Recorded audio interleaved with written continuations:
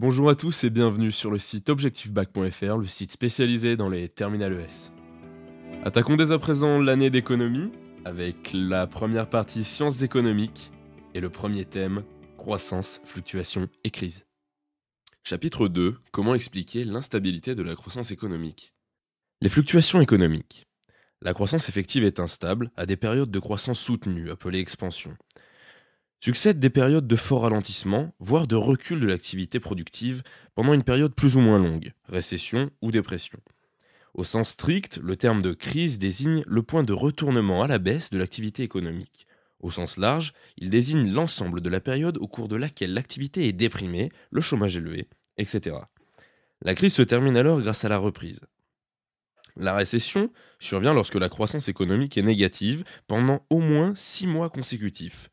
Lorsque la baisse de la production se prolonge, par exemple sur plusieurs années, on assiste à un phénomène de dépression économique. On appelle fluctuation économique l'ensemble des mouvements de ralentissement ou d'accélération du rythme de la croissance économique. Le repérage des fluctuations s'opère grâce à des séries statistiques, annuelles, trimestrielles, mensuelles, qui portent sur un volume de la production, les prix, le chômage, le niveau des stocks, les carnets de commandes des entreprises, etc. Par exemple, en France, ce sont les enquêtes de conjoncture réalisées par l'INSEE. L'analyse des fluctuations économiques repose notamment sur l'étude des différences entre la croissance effective, celle qui est mesurée au cours d'une période donnée, et la croissance potentielle.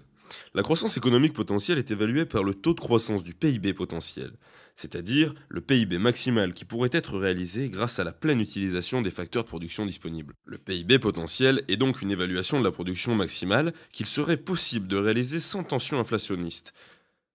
C'est une mesure des capacités d'offre de l'économie. Lorsque la croissance effective est supérieure à la croissance potentielle, cela conduit à des tensions inflationnistes. On parle de surchauffe.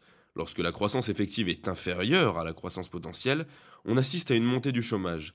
L'écart, gap en anglais, entre croissance effective et croissance potentielle permet donc d'appréhender l'instabilité de la croissance. Face à une situation où la croissance est insuffisante pour assurer le plein emploi, il convient de déterminer si cela résulte d'une croissance effective inférieure à la croissance potentielle, ce qui relève de la politique économique conjoncturelle, ou d'une croissance potentielle insuffisante, ce qui relève d'une politique économique structurelle. Les explications des fluctuations économiques. Choc de demande. L'irrégularité de la croissance effective trouve sa source principale dans les variations de demande globale, dont les composantes ont été étudiées en classe de première, je vous le rappelle. Lorsqu'une des composantes de la demande globale adressée aux producteurs se modifie, on parle de choc de demande. Lorsque la demande globale est affectée par des chocs positifs, sa hausse peut impulser une phase d'expansion. Inversement, si des chocs de demande négatifs se produisent, ils peuvent provoquer une diminution de la demande globale et conduire à une récession. Ces chocs de demande risquent d'avoir un impact amplifié sur l'activité économique du fait du comportement des entreprises en matière de stock. Lorsque la demande ralentit, la production peut baisser beaucoup plus fortement si les entreprises demandent de réduire leur stock afin d'anticiper une baisse plus marquée de la demande. La hausse du chômage, la baisse du nombre d'heures travaillées en général risquent alors de contribuer à accentuer ce ralentissement.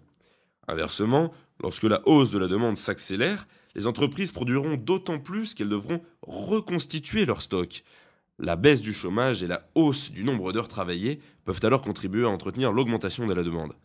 De même que les investissements réalisés par les entreprises pour étendre leur capacité de production. Les effets à court terme des variations autonomes de la demande sur la croissance sont cependant d'autant plus réduits que les propensions à épargner et à importer des agents économiques sont élevées. Passons maintenant aux chocs d'offres. Les chocs d'offres sont des variations des conditions de la production.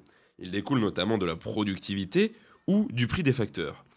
Les chocs d'offres négatifs sont causés généralement par une hausse du coût des matières premières. C'est l'exemple des chocs pétroliers de 73 et 79. Par des augmentations de salaires supérieures aux gains de productivité, comme au cours des années 70, ou bien sûr par un alourdissement de la fiscalité sur les entreprises. En cas de choc d'offres négatifs, l'activité économique devient plus coûteuse et les entreprises les moins productives et compétitives risquent d'être acculées à la faillite. Inversement, lorsque des innovations permettent des gains de productivité et abaissent les coûts unitaires de production, elles produisent un choc d'offres positif. En abaissant les prix des produits, elles favorisent leur diffusion auprès des consommateurs et donc l'augmentation de la production. En cas de choc d'offres positif, la situation des producteurs s'améliore par la diminution de leurs coûts de production. Ils peuvent dès lors éventuellement produire davantage et tirer la croissance économique. Cycle du crédit et déflation par la dette. Le cycle du crédit contribue à expliquer le caractère endogène de l'instabilité de la croissance. Période d'expansion économique, surtout si la situation économique est saine, faible taux d'intérêt, faible inflation, le paradoxe de l'économiste américain Hyman Minsky, le paradoxe sur la tranquillité joue. Les agents s'endettent, financent des investissements ou une consommation à crédit, ce qui dynamise la demande et renforce la croissance, donc l'optimisme général. Cependant, le taux d'endettement des agents augmente. Ces crédits sont accordés à des agents moins solvables, des comportements spéculatifs se développent, des bulles peuvent se former sur les prix de certains actifs. En fixant des taux d'intérêt trop bas en période d'expansion, les banques centrales peuvent amplifier ces comportements, tout comme les banques commerciales lorsqu'elles prêtent à des agents économiques ayant des projets trop risqués. Ces excès peuvent conduire à une crise financière et plonger l'économie réelle dans la crise par la conjonction des effets de richesse négatifs sur les ménages, de la destruction des capitaux propres des entreprises et des banques, du climat de pessimisme qui s'installe et qui peut entraîner l'effondrement de la demande globale, de l'offre et de la demande de crédit.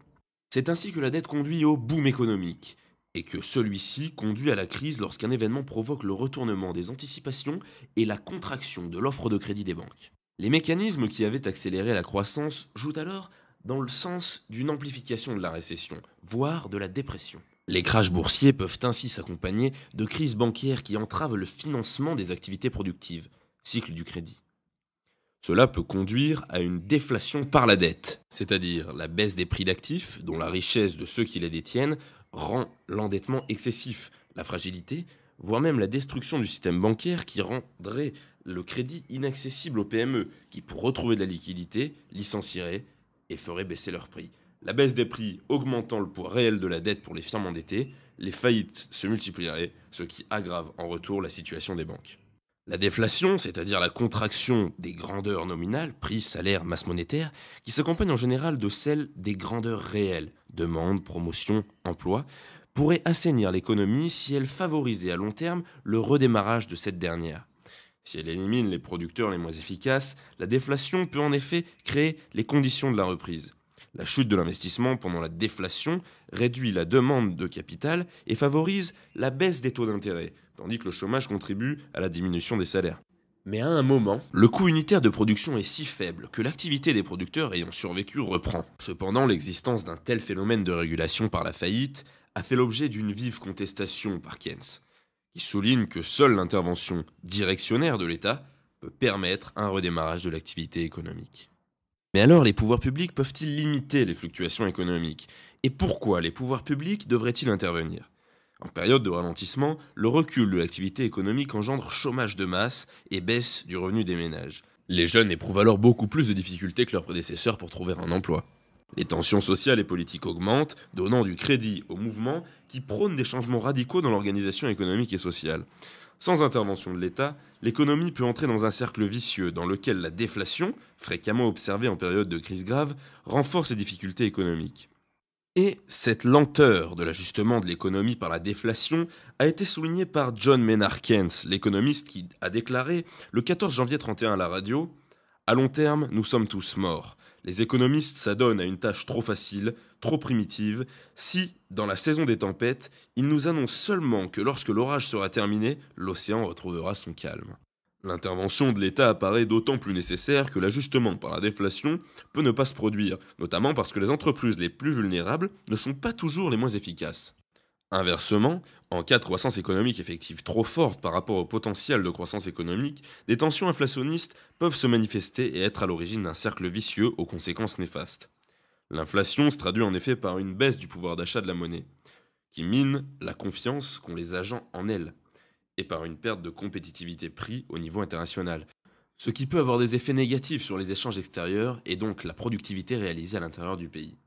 Elle a également pour effet, si les revenus n'augmentent pas au même rythme que les prix, de provoquer une baisse du pouvoir d'achat des ménages qui pourrait être source de ralentissement de l'activité.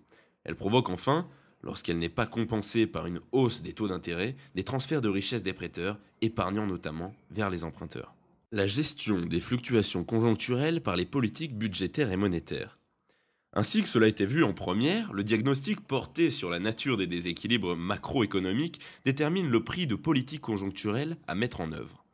Lorsque la croissance de la demande globale ralentit, voire devient négative, l'écart entre la croissance effective et la croissance potentielle se creuse. Les politiques conjoncturelles peuvent soutenir la croissance effective.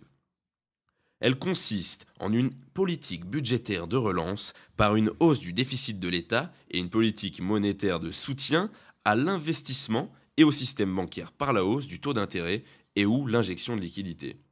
Ainsi, à l'occasion de la crise de 2008, les banques centrales américaines et européennes, la Fed et la BCE, ont abaissé très rapidement leur taux d'intérêt directeur et ont fourni la liquidité demandée par le marché.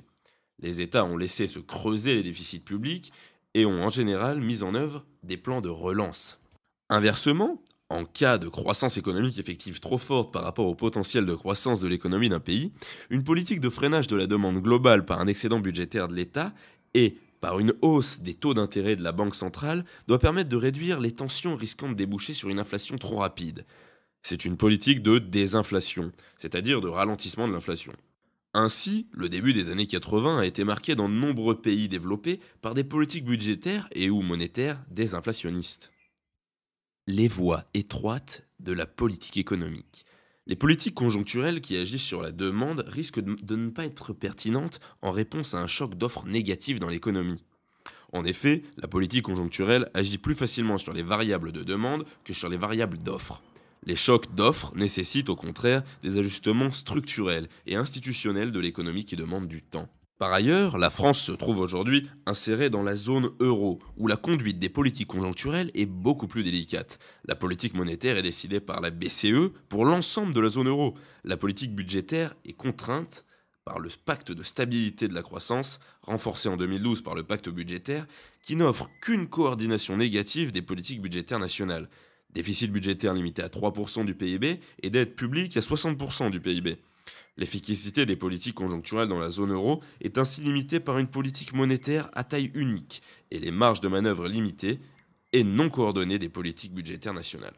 De plus, les effets politiques conjoncturels ne sont pas mécaniques. Les ménages et les entreprises peuvent modifier leur comportement suite aux modifications des politiques économiques. Par exemple, une relance de la consommation par la distribution par l'État de revenus exceptionnels aux ménages peut échouer si celui-ci préfère par précaution épargner ses revenus supplémentaires compte tenu de la menace croissante du chômage ou de l'anticipation d'une hausse future des impôts destinés à contenir la dette publique. Ils modifient dès lors à la baisse leur propension à consommer. Une politique monétaire expansionniste par la baisse des taux d'intérêt directeurs peut ne pas parvenir à accroître l'offre de crédit des banques et la demande de crédit des ménages et des entreprises du fait du pessimisme des acteurs. Il n'y a alors pas transmission à l'économie réelle, la relance attendue de la demande et de l'offre ne se produit pas. Il est donc de ce fait difficile de prévoir avec certitude les effets sur l'économie d'une modification de la politique budgétaire et monétaire. Et c'est donc avec cette conclusion que nous terminons le deuxième chapitre d'économie, et ainsi la fin du premier thème, croissance, fluctuation et crise. A bientôt pour la suite du programme.